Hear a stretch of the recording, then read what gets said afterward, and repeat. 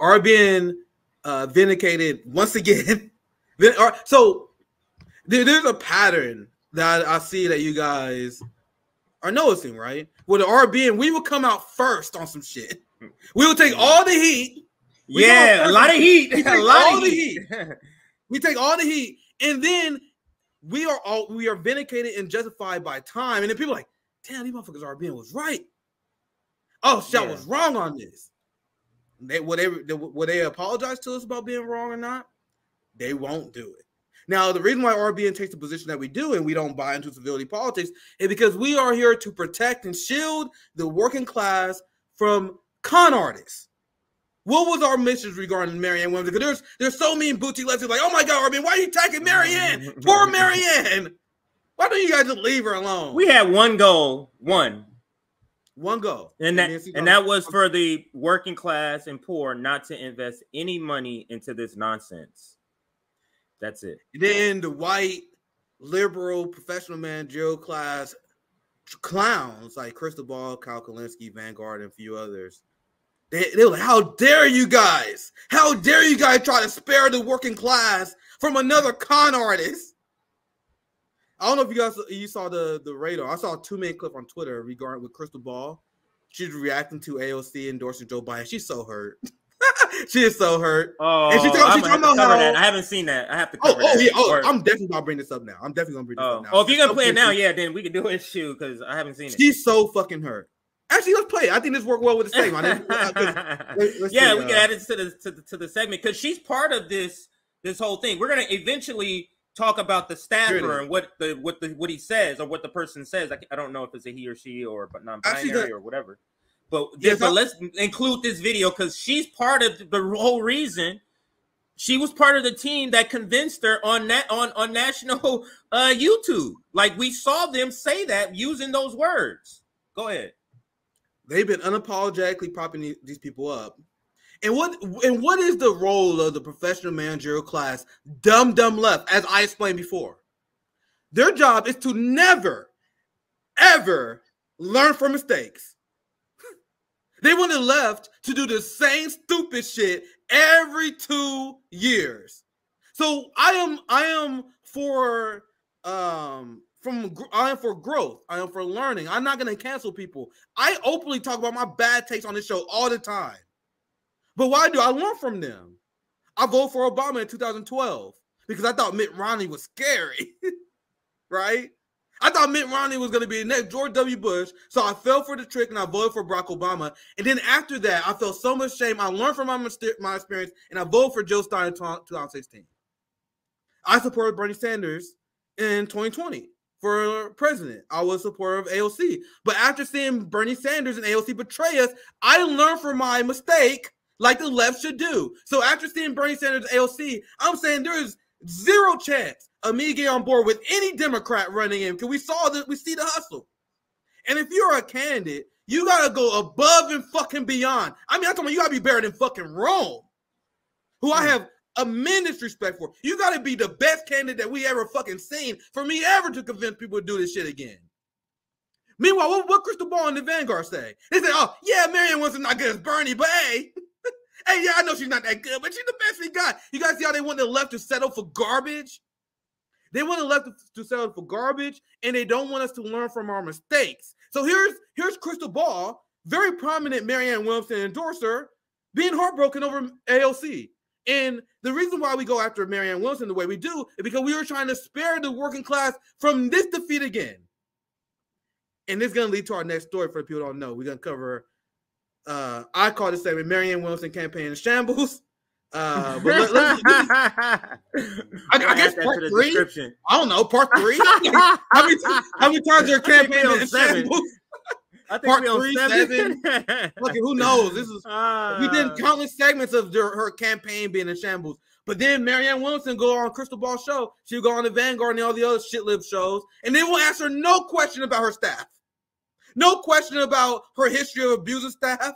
Why people are leaving her campaign. They're like, oh, Marianne, why do you support Medicare for all? That's the question.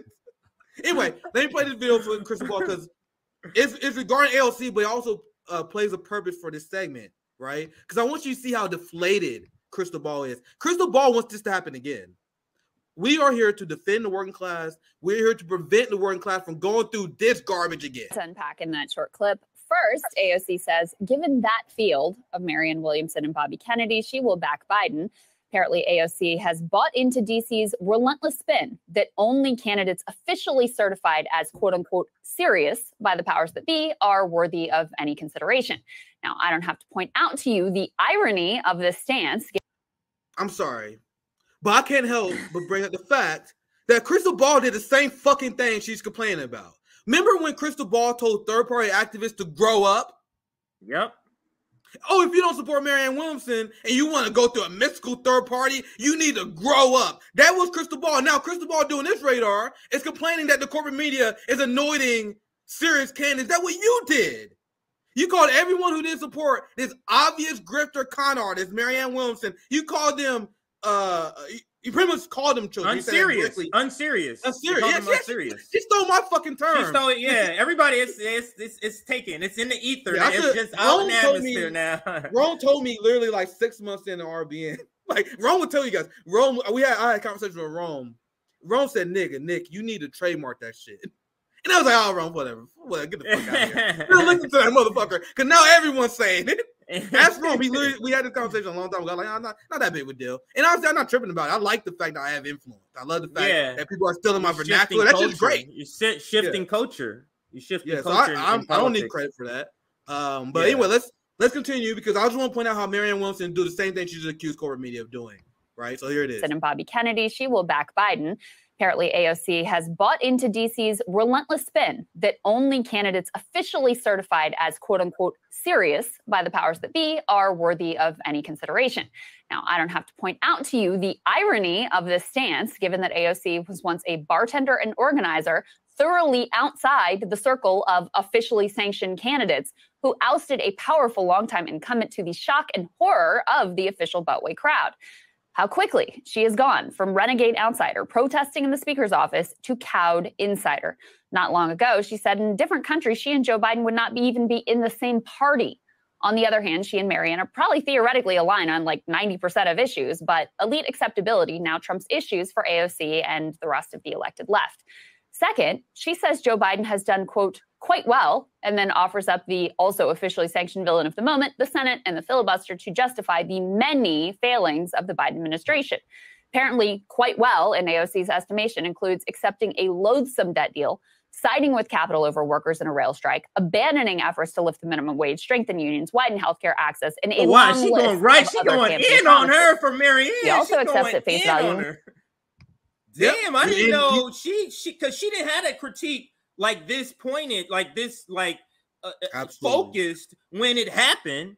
But now it's, you gonna do that, AOC? You're not even gonna just sit out for my girl who just married me? It's over. Like now she don't care.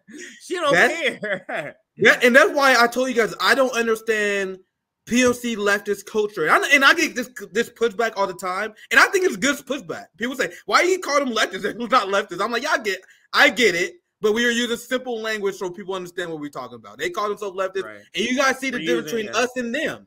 We are real leftists. You see the difference between me and Krystal Ball, the difference between me and the Vanguard is as wide as the ocean is vast. Right? So according to the Olayemi left, if you have a standard, and I cannot emphasize this enough. If you have a standard socially conservative Midwestern take on the trans issue, you're canceled. That's when Olayemi has beef with you, when you have the wrong take on the trans issue. But God forbid you're a police state pushing, anti-homeless, capitalist loving thugs like the Young Turks. Before the trans thing, Olayemi was friends with the Young Turks. And she loved the Young Turks. They were very cordial.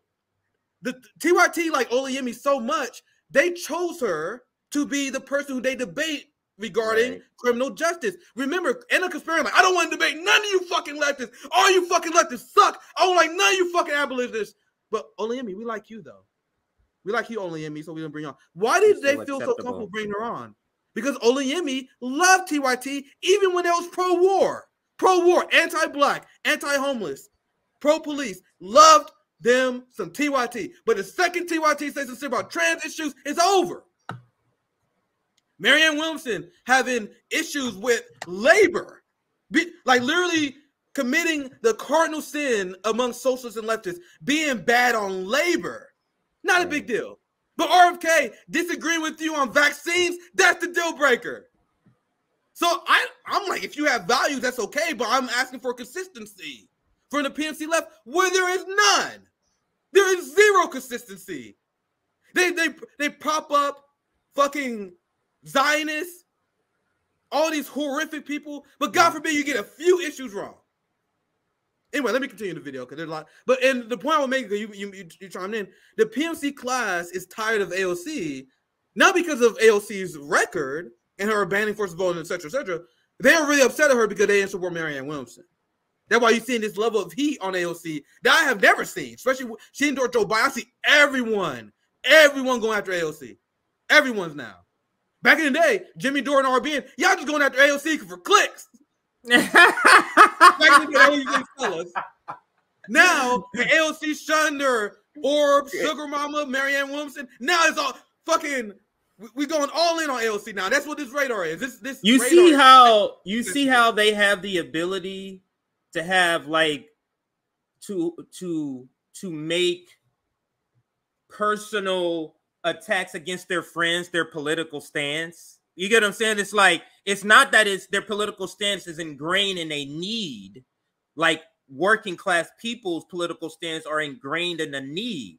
That's why they're able to, oh, you don't like Jimmy Dore? Okay, forget single payer health care. You get what I'm saying? Like, forget help force to vote. It's like, it's the ability to allow personalities because you don't need anything. Your belief is not grounded in a need of something. This is why they're able to just, I'm not going to do that because of this stupid reason or that stupid reason.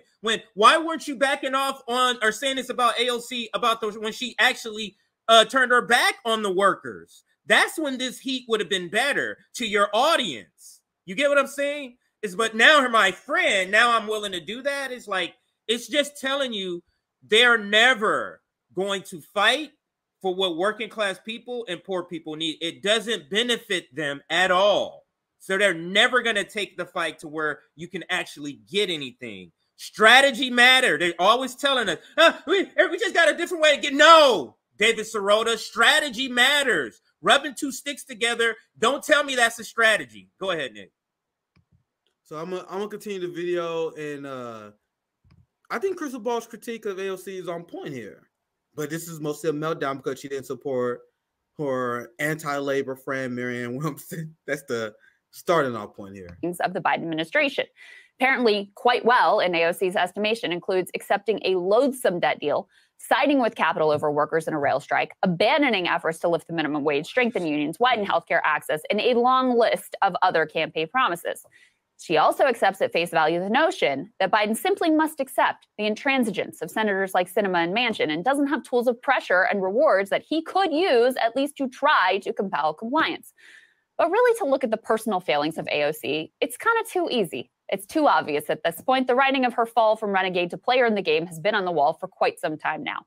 And the truth of the matter is, she's really not special. The whole of the elected left has more or less fully fallen in line, scarcely raising a word of dissent, not even demanding on principle that Biden subject himself to debates. But it's not just the elected left. The whole project of leftism focused on a national level seems to have receded. Post-Bernie, the left, which had organized, found community, and created its own media in online spaces, really fractured. There was no clear big goal to keep everyone aligned. People were depressed. They were angry by the way the Bernie campaign ended, understandably so. And once Bernie's campaign was over, the movement he started no longer had a real-world incarnation. And a pandemic locked all of us inside in front of our screens. That made what was left of that movement way too online, and thus extremely vulnerable to the shaping of the amorphous algorithms crafted by our tech oligarchs. Wow. Those algorithms, of course, reward drama, they reward conflict, they reward call-outs and destruction. So no one should be surprised that that is exactly what came to dominate the space. Now, you might hope that people with principles would resist the dopamine fuel of clicks and fake outrage, but we are talking about fallible human beings here. From what I can tell. And Krystal is above it all.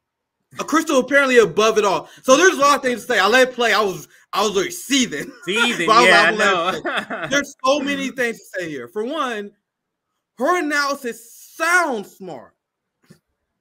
Like, people not paying attention, they're going to hear this analysis like, damn, Krystal Ball really know what's going on. This analysis, the last minute, is completely devoid of facts. That is not what happened. She said, oh, well, the Bernie Sanders movement fractured. Once again, this sounds smart if you don't know what's going on, right?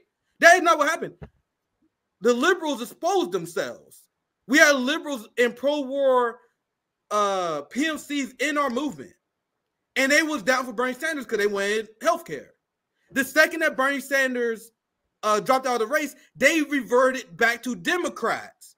So she said, she's pretending, oh my God, there's this big left split. No, the true people revealed themselves as just Democrats.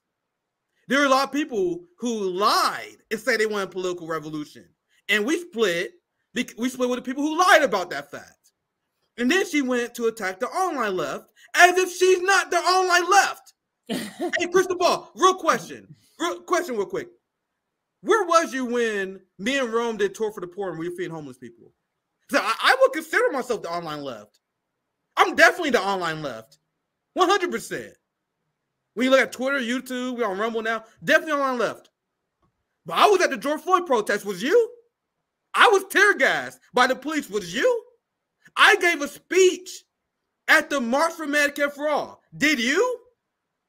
You guys see, this radar is so scummy in a lot of ways at the end now. Now think about it now.